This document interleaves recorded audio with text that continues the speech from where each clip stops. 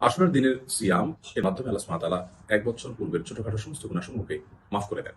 প্রিয় নবী সাল্লাল্লাহু আলাইহি সাল্লামের উপর রমাদানের সিয়াম ফরজ হওয়ার আগে তিনি আশুরার সিয়াম অর্থাৎ মুহররমের ১০ তারিখের রোজা খুব গুরুত্বের সাথে রাখতেন।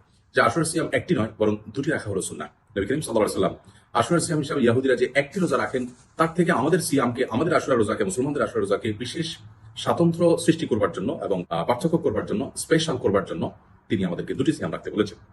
অতএব আশুরা সিয়াম হিসাবে আমরা ১০ই মুহররম অর্থাৎ আশুরার রোজা, সেই দিনের রোজার পাশাপাশি তার আগে অথবা তারপরে যেকোনো একটি দিনকে সাথে যোগ করে আমাদেরকে রাখার নির্দেশনা তিনি দিয়েছেন। তবে নবী সাল্লাল্লাহু আলাইহি সাল্লাম বলেছেন, যদি আমি আগামী বছর বেঁচে থাকি ৯ এবং ১০ এই ২ দিন রোজা রাখবো। অতএব আশুরা রোজা হিসাবে ৯ এবং ১০ই মুহররম রোজা রাখাটা বেশি উত্তম। আশুরা সিয়ামের গুরুত্ব অপরিসীম, এর ফজিলত এবং মর্যাদা অনেক বেশি। অতএব আমাদের প্রত্যেকেরই সচেষ্ট হওয়া উচিত এই সিয়াম পালন করার জন্য। আল্লাহ তাআলা আমাদের সকলকে মুহররম মাসে বেশি বেশি নফল রোজা রাখার যে সুন্নাহ আছে সেটিও চিন্তা করার এবং সেটিকে প্রচার এবং প্রসার করবার তৌফিক দান করুন।